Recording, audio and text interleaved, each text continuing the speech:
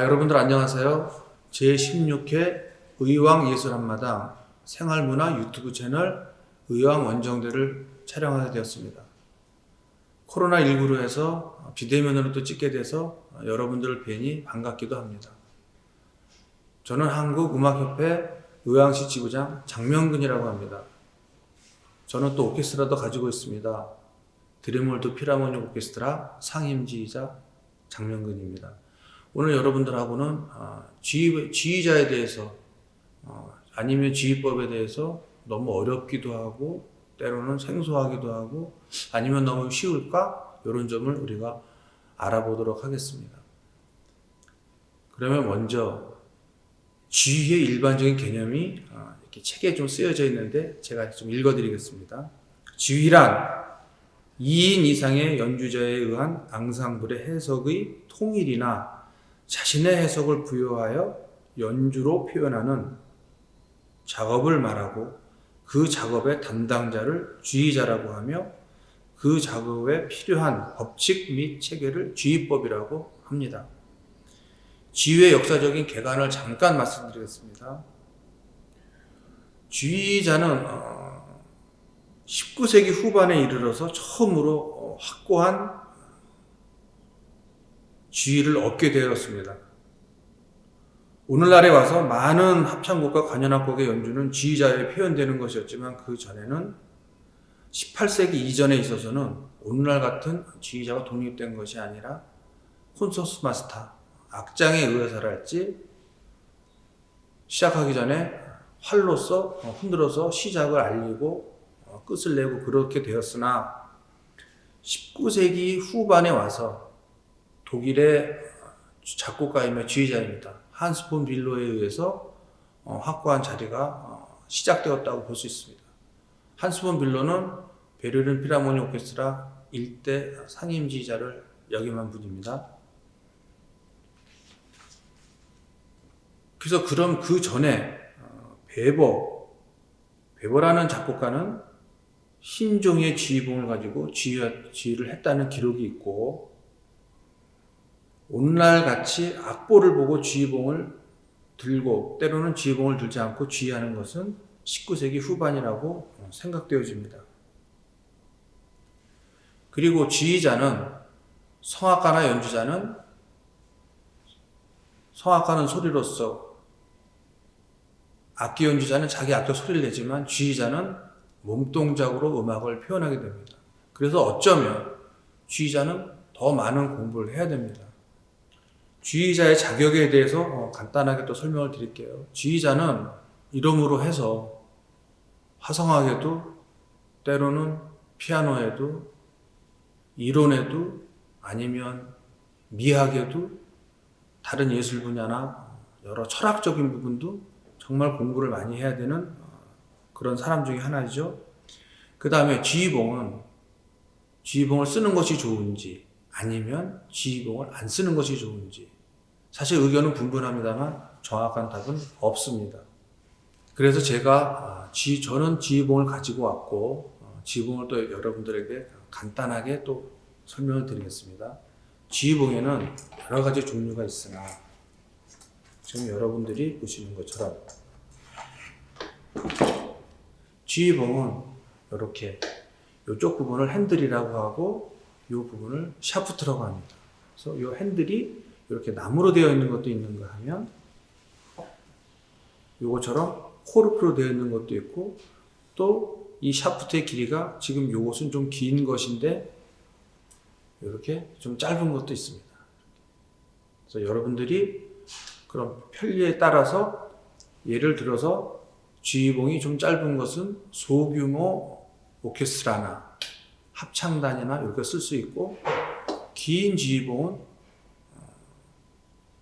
단원들이 많이 있는 그런데 지휘하는 게 굉장히 유리합니다. 그리고 지휘봉 때로는 아까는 지휘봉을 쓰냐 안 쓰냐의 문제 갖고 얘기했지만 지휘봉을 쓰지 않고 감정적인 표현을 할 때는 지휘봉을 쓰지 않고 손으로만도 충분하게 표현을 할 수 있습니다. 그 다음에 또 여러분들은 지휘자 그러면 자세가 또 굉장히 중요합니다. 지휘자는 단원들의 음악 행위에 있어서 충분하게 표현할 수 있게끔 하는 사람이기 때문에 흐트러진 자세나 건들거리는 어떤 이런 모습보다는 단정하게 해야 되겠죠. 그 다음에 복장 또한 단정한 복장으로 앞에 서서 하는 사람이기 때문에 복장 자체도 단정해야 됩니다. 자, 그럼 여러분께 직접 쥐에 대해서 이제 들어가 볼게요. 보통 탁트라고 합니다. 탁트는 독일어로 친다, 박자, 이런 말로 표현이 되는데, 우리가 좀 더 쉽게 표현을 하자면 4분의 4박자 곡이다, 4분의 3박자 곡이다, 때로는 4분의 2박자 곡이다. 이렇게 여러 가지가 있겠죠. 8분의 6박자, 8분의 3박자, 8분의 12박자 이렇게 여러 가지 있겠죠. 그런데 기본형이라는 게 있습니다. 그러면 먼저 4박자를 한번 제가 여러분께 보여드리겠습니다.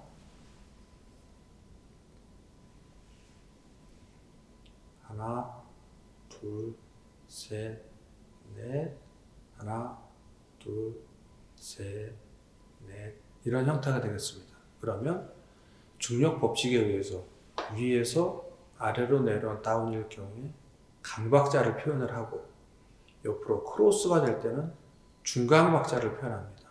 위로 올라가는 것은 약박자를 표현하게 됩니다. 다시 한번 보여드리겠습니다. 하나, 둘, 셋, 넷, 하나, 둘, 셋, 넷. 자, 그러면 3박자일 경우에 어떻게 될까요? 3박자. 하나, 둘, 셋, 하나, 둘, 셋. 이렇게 됩니다. 그러면 2박자는 어떻게 될까요? 하나, 둘, 하나, 둘. 이렇게 되겠습니다. 그러면 한 박자짜리는 또 어떻게 될까요?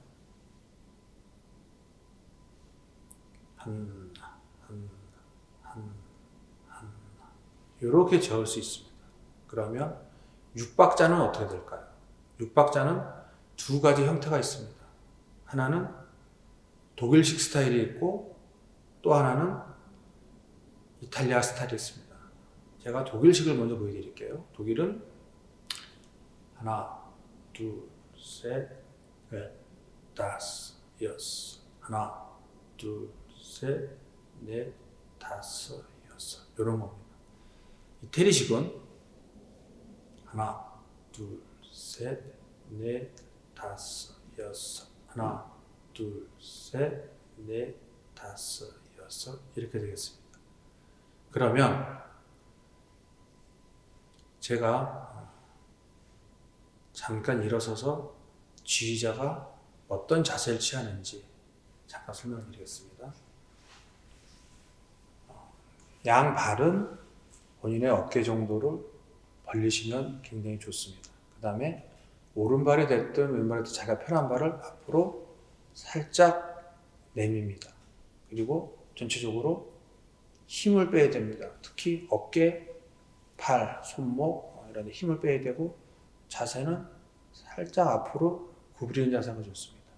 자, 그럼 제가 아까 우리가 공부해본 4분의 4박자 지휘를 한번 해보겠습니다.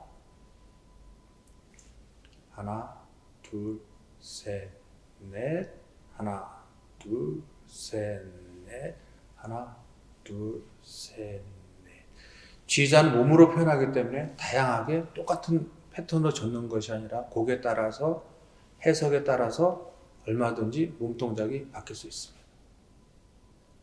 여러분들이 오늘 짧은 시간이었지만 이것을 잘 기억하셔서 한번 여러 가지로 음악 행위를 할 때 활용해 보시면 좋을 듯 합니다. 오늘 짧은 시간이었지만 이것으로 마치겠습니다. 고맙습니다.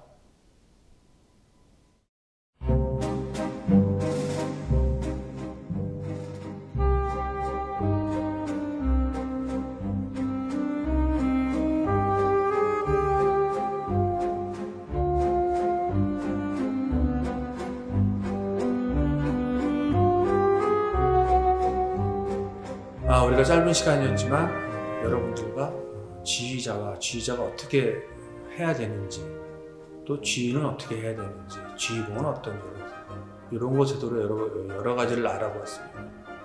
제가 여러분께 곡을 하나 권해드리겠습니다. 이것은 쇼스타코비치의 재즈 왈츠라는 곡인데 왈츠를 지휘하려고 그러면 아까 배웠듯이 3박자죠. 궁짝짝인데 하나 둘 셋 하나 둘 셋. 그런데 곡이 좀 템포를 빨리 간다든지 하면 하나로도 절 수 있습니다. 하나 둘 셋 하나 둘 셋 하나 둘 셋. 그래서 이 쇼스타코비치 왈츠는 인완이라고 합니다. 하나 둘 셋 하나 둘 셋. 여러분들이 그렇게 어렵지 않습니다. 쉽게 할 수 있습니다. 이거 한번 들어보시면서 여러분들 지휘를 한번 해보시기 바랍니다.